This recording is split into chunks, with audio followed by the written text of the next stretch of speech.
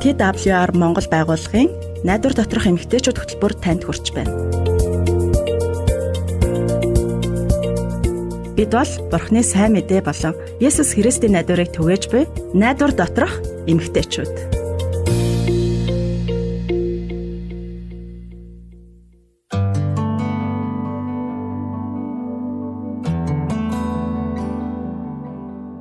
Эрхэм сонсогч танд энэ өдрийн мэндийг хүргэе. Энэ удаагийн нэвтрүүлгээр дахин уулзж байгаадаа баяртай байна. Сайн уу Жимсээ? Сайн уу гэрлээ. Сайн.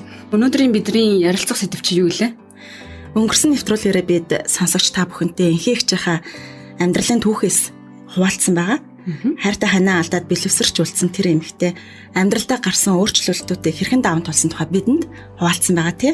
Харин өнөөдөр бид нэр амьдралын уур гашуутай учирсан, гашуудж яваа бас өөр шалтгааны улмаас гансарлыг мэдрээд түүндээ ингээд сэтгэл гутраад явж байгаа тэр нэгэнд сэтгэл зүгээрээ даван гарах тухай багахан зөвлөмж бэлтгээд уулзгааралсан. Уй гашуу гэхээр бас зарим хүмүүс сайн бас ойлгохгүй байж магадгүй тий. Ер нь уй гашуу гэдэг нь яг юу гэсэн үг юм болоо?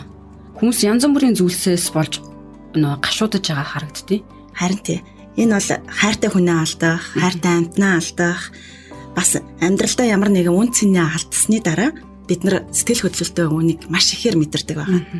Жишээ нь найз нөхдөө нүгэ явахдаа найз нөхдөө орхиод нүүх, бас гэр бүл хоорондоо салах, дуртай ажлаа орхих энэ төр нь болохоор биднэрт яг ийм гашуудж байгаа мэдрэмжүүдийг өгдөг байгаа.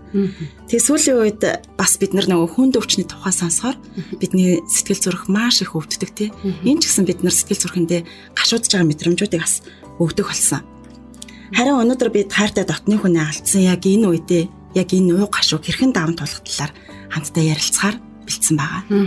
Би ч гэсэн энэ бүхнийг багтаа туулж мэдэрсэн. Аав маань намайг жаахан байхад өнгөрөөд ээж эгч нар маань хэрхэн шаналж хүн цохилтонд орсныг би биеэрээ харж өссөн. Маш удаан хугацаа өнгөрчээ тий. Гэхдээ одоо яг энэ гашуудл чанд ямар санагддаг вэ? Заримдаа тийм үе гарч ирдэг. Дурсах үед гарч ирдэг гэх үү те. Мэдээж гэхдээ амьдрал үргэлжлэж байгаа учраас урдынхаа адил ингээд гүн шаналаад гашуудаад байдаггүй. Арай багассан. Бидний дийлэнх нь хайртай хүнээ алдаад яг энэ гашуун зовлонг амсаж үтсэн байдаг. Тэр үед үнэхээр шаналж яг эргээ тайтгараад буцаад хэвийн байдалд ороход маш удаан хугацаа зарцуулаад тэгээд яг эргээ харахаар ямар их зовлонг туулаа вэ гэж бүгдээ харсан байдаг тий. Харин тий. Хамтдаа хүнд үеийг даван тулах талаар өнөөдрийн сэдвэрээ бас ярилцахаар бид бас бэлэн болсон байна. Тэгээд хайртай хүнээ алдах үед юу хийж болох вэ? Энэ талаар бодож хамтдаа гарцыг хайцгаая. За өнөөдрийн зочноо хамтдаа танилцуулъя. Энэ хүн бол хайртай хүнээ алдсан хүмүүст тайтгарлыг олж авахт нь тусалдаг, сэтгэлийн тэнхээтэй байхад нь тусалдаг ажил хийдэг. Ийм гайхалтай эмэгтэй байгаа. Бидэнд өөрийн туулсан амьдрал хайртай хүнээ алдсан зовлонгоо хэрхэн даван туулсан тухайга хуваалцах болно.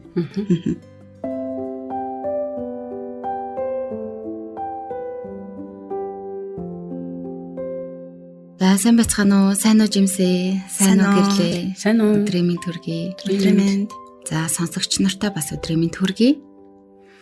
За би өөрийн туулсан түүхээсээ хуваалцъя л да. Маань нас ороход бол надад үнэхээр хэцүү байсан. Би үнэхээр их шаналж аавыг аварч чадаагүй гэж эмчнэрийг бодохоор бүр уур хүрээд бурханд хүртэл гомдлож байсан юм. Аавын нэрийг сонсох, аавынхаа тухай ярих төдийд л ингээд зүрх ингээд яг өвдөж байгаа юм шиг болдог байсан. Харин тийм таныг ямар байсныг төсөөлж ин л доо. Аав нь өмнө нь ер нь өвдөжсэн үү? Тийм. Аав маань чихрийн шижинтэй байсан. Гэхдээ манай монгол эрчүүд тэр дундаа ахмад хүмүүс эрүүл мэндэд бол төдийлөн анхаарат байдгүй шүү дээ. Аав маань өөрийгөө биш бусдын төлөөлөл гэдэг хүн байсан л да. Эрүүл мэндэд дэндүү хайнга хандсан байна лээ. Бүр 53 наснда цус харваад 6 жил хэвтэрт байсан. Энэ нөхцөл байдал ээж болон одоо 4 хүүхэд биднэрт их хүнд туссан. Аав хэдий хэвтэрт удаан байснаа хүнд байсан ч гэлээ хүн чинь цагаат болохоор босоод ирнэ, эрүүл болно гэсэн итгэлтэй байгаад байдаг юм байна лээ. Харамсалтай наавыг өнгөрөхөд манайхан бүгд л сэтгэл зүйн хүнд одоо тийм хэцүү тийм хүнд цохилт авсан. Монголчуудын хувьд аав гэдэг бол гэрийн ноён нуруу гол хүн байдаг штэ. Хэдийгээр аав маань одоо өвдөх өвчнгөө мөнхийн амгаланд хүрсэн гэж бодсон ч ард нь үлдсэн бидний хувьд аавын минь орон зай өгөөлөгдөөд сэтгэл санааны хувьд бол тийм хэцүү байлгүй яах вэ? Тийм шүү. Монголчууд бидний гэр бүлүүдэд аав гэдэг хүн үнэхээр онцгой тий. Тэр үеийг даван туулах хэцүү л байсан баг та. Тийм мэдээж тэгэлгүй яах вэ? Аавыгаа алдснаас хойш 16 жил өнгөрсөн байна. Аавынхаа зургийг харахаар бидэнтэйгээ өнгөрүүлсэн сайхан дурсамж мөчүүд бол санагддаг. Өр хүүхдүүд нь болсон бид чинь аавынхаа бусдын төлөө гэсэн сайхан зан чанарыг өвлж амьдрахыг л одоо хичээж явна да.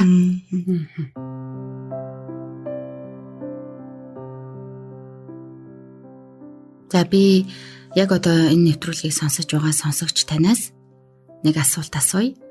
Та хизээ нэгэн цагт хайртай хүнээ алдаж байсан уу? Таны амьдралын гол түшиг итгэл найдвар болсон тэр хүнээ. Хэрвээ тийм бол уй гашуу эмгэнэл гэж юу болохыг өөрийн биеэр мэдэрсэн байх тийм. Хайртай хүнээ алдсны дараа сэтгэл гуниглаж, шаналж, заримдаа бүр бие махбодороо мэдэрч бодол санаагаа төвлөрүүлж чадахгүй болох нь бол зүүн хэрэг байдаг. Хүмүүс ер нь гашуудлыг адилхан мэдэрдэг болов? Үгүй ээ. Хүн болгон өөрийнхөө хариу үйлдэл үзүүлдэг. Зарим нь яг юу ч сонсохгүй, харахгүй болсон мэт хоосон мэдрэмж авдаг бол нөгөө хэсэг нь бие махбодод шууд өөрчлөлт ордог. Жишээ нь хоолны дуршил буурах, амьсгал давчдах, дотор муухайрах, заримдаа бүр ханиалгахад хүртэл хэцүү болдог. Унтаж чадахгүй байх, нойргүй хонох үеч байдаг. Монголчууд бид сэтгэлийн шарах гэж ярьдаг та. Энэ шарах нь сэтгэл дэлгэрч байгаа ч заримдаа биед хүртэл илэрдэг. Зарим хүмүүсийн хувьд уур бухимдал нь дээлтгэ болдог. Нөхцөл байдалд бухимдаж, ойр дотны хүмүүс рүүгээ хүртэл уцаарлах үеч гарна. Өөр зарим нь би ингэхгүй явдаа, хамт байхгүй явдаа гэж өөрийгөө буруутгаж сэтгэлийн хямралд хүртэл ордог. Гэхдээ бид нар одоо ойлгох хэрэгтэй л дээ. Эдгээр мэдрэмжүүд, зам байдлын өөрчлөлт нь уй гашуу тохиолдсон үед хүн бүрт янз бүрээр илэрх нь угаасаа л байх зүйл. Тэгээд цаг хугацааны явцад эдгэрч бүтгэрдэг. Ер нь уй гашуу хэр удаан үргэлжилт юм болоо? Хизээ яг дуустдаг бол? Уй гашууг яг тэдэн сар, тэдэн хоног гэж хугацаагаар хэмжих боломжгүй л дээ. Хүн өөрөө тэр хөнгөөгөөр амьдрахад одоо дасч, хүлээн зөвшөөрөх хүртэл үргэлжилдэг гэж хэлж болно. Заримдаа хэдхэн сар болоод хэвийн амьдралд ордог хүмүүс байдаг. Зарим нь бүр олон жил шаналж явдаг. Энэ нь одоо тухайн хүний сэтгэлийн хат, амьдралын туршлага, эрүүл мэнд тэрч байтугай гэр бүлийн дэмжлэгээс хүртэл шалтгаалдаг.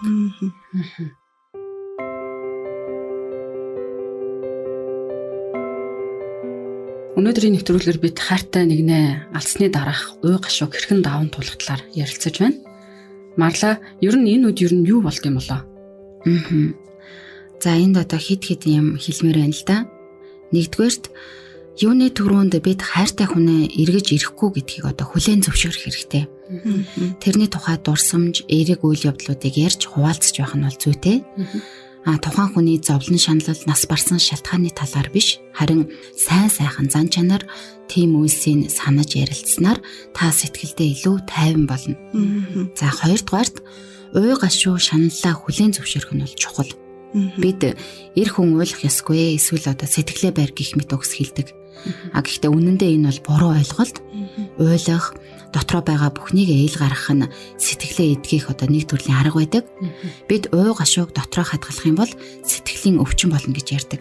Тийм болохоор нууж далдлах биш, харин найз нөхөд гэр бүлийнхэнтэйгээ одоо хуваалцах хэрэгтэй. За дараагийн алхам бол тэр хөнгөөгөр амьдарч сурах. Монголчууд бидний ахуйн амьдралд талигачин хийдэг байсан ажлыг үргэлжлүүлж гэр бүлийн амьдралаа хэвийн байдалд оруулахыг чухалчилдаг. Жишээ нь эцэг эхийн алдсан хүүхдүүдийн хувьд тэд аав ээж нь хийж өгдөг байсан ажлыг өөрсдөө хийж сурах шаардлага гардаг. Гэр бүлийн бүх гишүүдийн хувьд нөхцөл байдал өөрчлөгдөх нь мэдээж хэрэгэлтэй.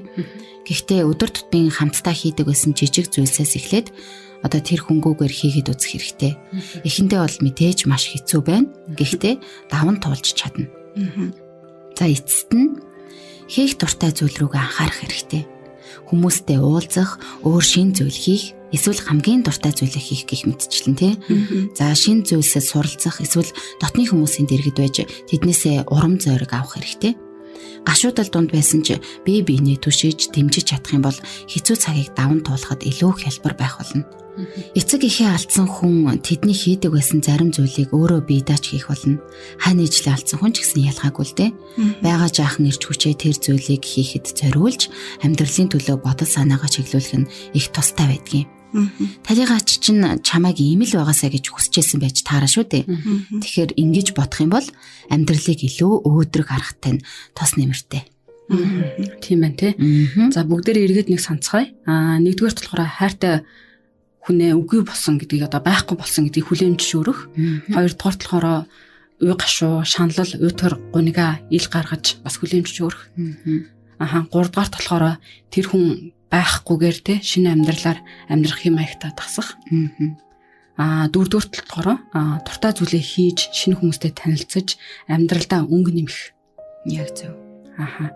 За тэгээд энэ бүхнийг хийсэн ч амьдрал үнэхээр хэцүү санагдаад байвал сэтгэлээр унах үе гарвал яах вэ? За эдгээр бүх зүйлийг одоо хэрэгжүүлсэн ч үнэхээр болохгүй байвал одоо энэ үнэхээр чухал асуудал. Хэрвээ сэтгэл гутрал нь удаан үргэлжлээд хүн өдөр тутмын ажлаа хийх ч тэнхэлгүй болчихсон бол мэргэжлийн тусламж авах хэрэгтэй. За монголчууд бид сэтгэл зүйчэд хандхаас санаа зовоод байдаг шүү дээ тий. Гэхдээ сэтгэл зүйчэд очно гэдэг бол сул доройн одоо илрэл биш ээ. Харин ч өөрийгөө болон амьдралаа аварч гарч байгаа хэрэг гэдгийг ойлгох хэрэгтэй. Тийм шүү. За гашуудал сэтгэлийн шаналл хүн бүхэнд ирдэг. Тийм болохоор бид энийг яаж даван туулах талаар одоо суралцах ёстой л доо. Сэтгэлийн зовлонгоо удирдах чадах юм бол аажмаар гуниг бүдгэрч сайхан дурсамжууд сэтгэлд үлддэг. Тэгэхээр та нар маань амьд үлдсэн бидний хувьд амьдралынхаа алсыг харж урагшаа тэмүүлэх нь чухал гэдгийг ойлгох хэрэгтэй. Яг тийм шүү. Амьдрал үргэлжилдгээрээ л үргэлжилдэг тий. Өнөөдөр бидэнтэй хуваалцсан өөрийнхөө амьдралын туршлагыг хуваалцсан танд баярлалаа. Бас өөрийн зөвлөгөөгөө харамгүйгээр өгсөнд баярлалаа марлаа. Энэ яриа хайртай дотны хүний алдсан сэтгэлдээ зовлон тээж яваа хүмүүст маш хэрэгтэй зөвлөгөө олсон гэдэгт итгэж байна. Баярлалаа. Яг үнэн маш хэрэгтэй зөвлөгөө байлаа. Тэгээд бидний зүрх сэтгэлийг тайтгаруулах арга замуудыг хуваалцсанд бас дахин талархлаа илэрхийлмээр байна. Тэгээд өнөөдөр бидний нэвтрүүлэх бас нэг зочин ирсэн байгаа. Бурхны үгнээс бидэнд хэрхэн амар тайван байдал, тайтгарал олж авах талаар ярилцахаар Чукагч маань ирсэн байна.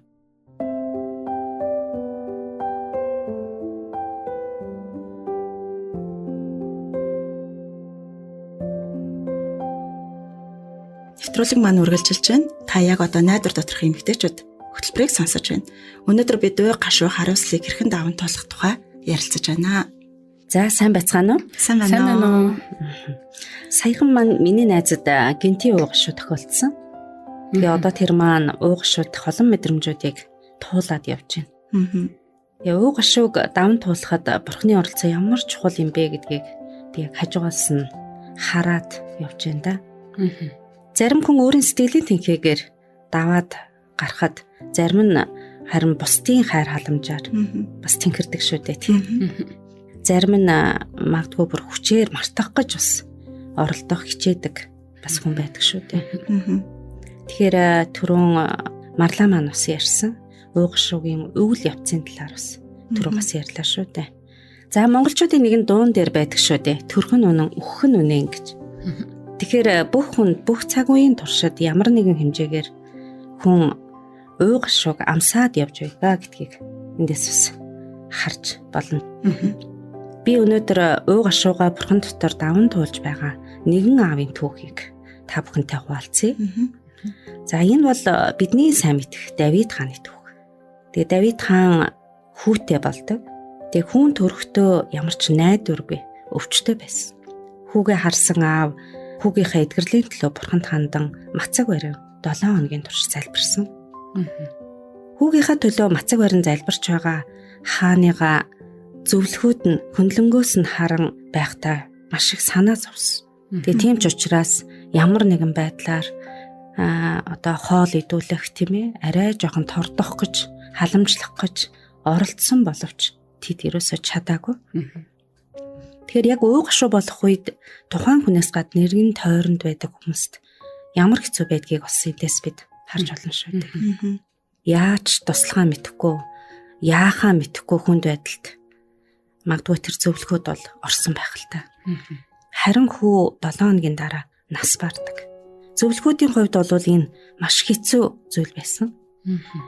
Аавын тэр хүүгээ гэсэн зүрх сэтгэлээр мацаг барин 7 хоногийн туршид залбиран байхад хүн харин одоо нас барлаа гэдэг мэдээг яаж дуулгана гэж зөвлөхүүд маш ихээр санаа зовно. Бүр магадгүй айсан баха.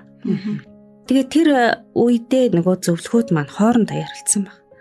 Хүүг амьд байхад гашуудан хөвтөж байсан. Харин хүн нас барсныг хэлвэл бүрч хэцүүдэх байхаа гэж хоорондоо ярилцсан. Яаж хэлнэ гэж тэд боддог. Гэсэн ч хэлхэл ёстой зүйл байсан учраас Давид хаанд хэлдэг. Харин Давид хаанд хэлэх яг тэр үед Давид хаанаас яг маш сонин үйлдэл тухайн үед гарсан байна. Тэр үүнийг сонсоод маш тайвнаар хүлээж авсан. Тэгээд бүр мацаг байран залбирч байсан тэр нэгэн босоод бүр хувцаан солиод хоололсон гэд. Давид хааны энэ үйлдэл хөндлөнгөөс харж байгаа зөвлөхүүдэд ойлгомжгүй байсан учраас Давид хаанаас зөвлөхүүд нь асуудаг. Яагаад хүүг амьд байхад гашуудж байсан мөртлөө нас барсны дараа тайтгарч байгаа юм бэ? Чадваа гэж ингэж асуусан байдаг. Харин Давид хариулахдаа хүүг амьд байхад би Бурханаас эдгэж өгөөч гэж гуйж мацаг барьж залбирч байсан юм аа. Харин одоо хүн маань өнгөрсөн. Би хүүгээ буцааж авчирч чадахгүй. Гэхдээ нэг өдөр түүнтэй дахин уулзах болно. Харин тэр надад буцаж ирэхгүй маа гэж хариулсан байдаг. Эндээс үхлийн талаар хүмүүсийн үзэл бодол өөр байдгийг бид нар эндээс харж болно л доо. Давид хаан үхлийг хүлээн зөвшөөрсөн гэсэн утгатай. Түрүүний яг Марлагийн маань ярьсантай адилхан тий хүлээн зөвшөөрөл гэж ямар чухал юм бэ гэдгийг эндээс харж байна. Тэгээд Давид хаан хүүгээ алдсан ч дараа нь би мөнхийн улсад очиод уулзнаа гэсэн найдварт байгаа учраас амар тайван болсон. Уу гашууд хандах хүмүүсийн хариу үйлдэл өөр байдаг. Дахин уулзах учраас би илүү зориг хүсэл мөрөөдөлтэй амьдрах болно гэсэн шийдвэр гаргадаг гэхүүдээ зарим хэсэг хүмүүс. Тэгээ уу гашуу тохиолдох үед бурхан биднийг хизээж орхидоггүй. Харин ч тэр бидэнд гарах гарцыг амар тайвныг өгдөг. Хүн бүрийг хайрлаж санаа тавьдаг учраас гайхалтай бурхан бидэнд байгаа нь ямар их хувь завшаан бэ? Тийм шүү. Тэгэхээр найдах гэдгийг та хоёр маань юу гэж ойлгож байна вэ? Ямар нэг юм байгаа гэж итгэхийг. Ирээдүйд болох зүйлийг хүлээж байгаа найдвар юм болов уу? Тийм хүлээхтэй. Яг үнэ. Тэгэхээр энэ нь бол зүгээр нэг магадгүй тэгж болох юм гэсэн утгатай бас би яг биш л дээ. Баттай гэсэн ийм утга байгаа. Тэгэхээр баттай энэ зүйл байгаа учраас гэсэн энэ итгэл найдвараар уйгшууга тайлаад илүү зоригтой болж амьдрахыг л хэлнэ л гэсэн үг. Тэгээ Давид хаан яг л энэ уйгшууг ирээдүйн найдвараар солихдоо тэр амар тайван дотор уйгшууга бас зөвөөр тайлж болдгийм байна гэдгийг бас бидэнд харуулсан нэгэн жишээ байна шүү дээ.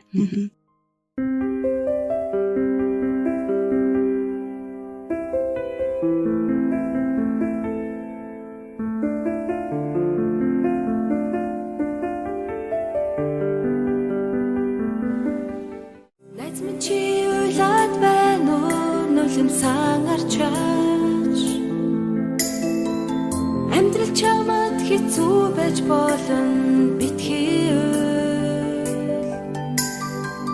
арга тасарсан житгэл найдвар би шаналж гутарсан ч хайрлах нэгэн чамд би түүнийг хайгаач тэр болицэг түүнийг дагааж тэр болохай тэр чиний зовлон нуурын дээрээ үрэн түүнийг хайгаач түүнийг дагааж тэр чамайг мөнхөд хамгаална цөхөрсөн нүдээ хорвоо үзэж амьдрал чамайг өрийн ирэхгүй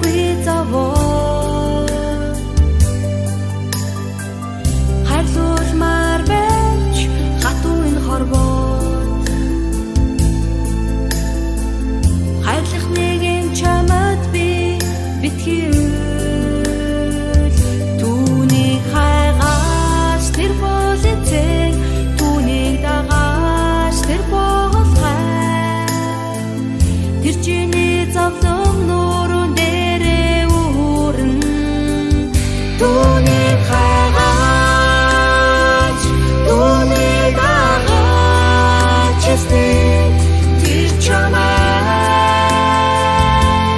бүхэлд хамгаална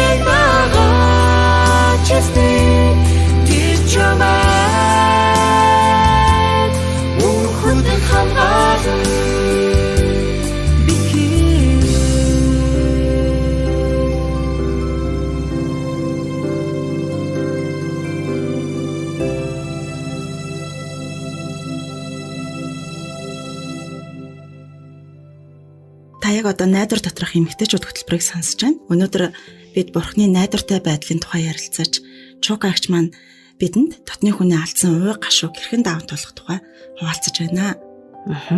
Би нэвтрүүлгийнхэнд хэлсэн шүү дээ. Миний найз яг одоо энэ уй гашууг туулаад явж байна гэж. Найзын маань уй гашууг би өөрийнхөө дүгнэх ямар боломжгүй л дээ. Харин би түүний төлөө залбирах, магадгүй цаг хугацааг өгөх алхмуудыг хүлээх нь миний хувьд илүү дээр болов гэж одоогоор би бодож байгаа. Тэгээ найз маань яг дотооддоо зөрчилдөж тэмцэлтэх нь яг тодорхой хугацааны дараа яг багасах үед Бурхан руу харж дахин уулзнаа гэсэн найдвар дотор зоригтой урагшлана гэдэгт би итгэж байгаа. Тэгэхээр өөрийн туулсан зовлон бэрхшээлээ хэрхэн даван туулснаа бусдад хуваалцсан өөр хэнийг нэг босгон байгуулдаг тэр нэгэн болно л гэж би бас найзаагаа бас харж байгаа да. Тэгэхээр бичээс дээр бас нэгэн үг байдаг. Тэр маань болохоор юу вэ гэхээр тэр биднийг бүх зовлон дотор тайвшруулж тусламж хайсан хүмүүст тайвшрал өгдөг юм а гэж байдаг. Тэгэхээр уй гашууга Бурхан дотор тайвшрал, тайтгарал болгох үед хүн зориг, хүсэл мөрөөдөлтэй амьдарч эхэлдэг гэдгийг Бурханы үгээс сурлаа. Тэгээд урьж оролцуулсан та нартай маш их баярлалаа.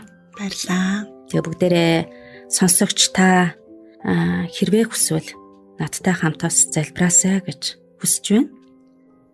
Аваа танд хүн нэг бүрт зориулсан төлөвлөгөө амлалтууд байдагт баярлалаа. Найдах шалтгаан үргэлж байдагт баярлалаа. Би уйлж байх үедээч та бол миний Бурхан, намайг хайрладаг гэдгийг мэддэг. Надад зориулсан ирээдүйн төлөвлөгөө танд байдаг. Надтай хамт байгаад баярлалаа. Есүсийн нэрээр. Амен. Амен. Амен. Чукагчтай маш их баярлалаа. Тэгээд Бурхан биднийг үргэлж мэдэж бас амар тайвныг өгдөг. Учираас үнэхээр бас талархалтай байна. Тэгээд сонсогч танд зориулж би бас нэгэн Библийн хэсгээс уншиж өгмөр байна.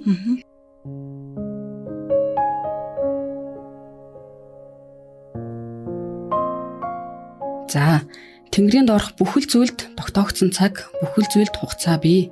Түрэг хийгээд үхэх цаг, тариалах хийгээд хураах цаг, алах хийгээд ангаах цаг, нураах хийгээд босгох цаг, уйлах хийгээд инээх цаг, гашуудах хийгээд бүжиглэх цаг, чулууг шидэг хийгээд цоглуулах цаг, тэврэх хийгээд тэрвэлтээс зүхтах цаг, ирж олох хийгээд алдаж асгах цаг, хадгалах хийгээд хаях цаг, урах хийгээд оёх цаг, дуугүй байх хийгээд ярих цаг, хайрлах хийгээд үзэн ядах цаг, дайны хийгээд амар тайван цаг байдаг гэсэн ишлэгийг уншлаа. Библи үнэхээр мэрэгүү ухааны их сурвалж юм а тий. Зовлон, жаргал, хаагцал, учрал нь бидний амьдралын хэсэг гэдгийг бид нар мэдэх нь үнэхээр чухал шүү. Тийм шүү жимсээ. Библийн үгс үнэхээр мэрэгэн. Тэгээд амьдралынхаа хорон бүрээс энэ жаргалыг мэдэрч таашаал авах нь маш чухал байдаг тийм ээ.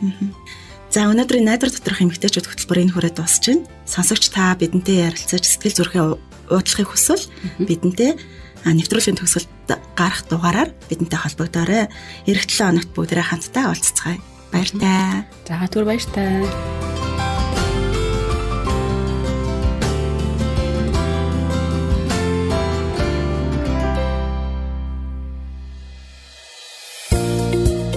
Та TWR Монгол байгууллагын найдвар доторх эмэгтэйчүүд хөтөлбөрийг хүлээн авч сонслоо. Та бидэнтэй холбогдохыг хүсвэл TWR Women of Hope Mongolia Instagram болон Facebook пэйж хуудасаар мөн 9070751 дугаараар холбогдоорой. Нэвтрүүлэгтэй холбоотой таны санал сэтгэлийг бид хүлээн авахдаа баяртай байх болно.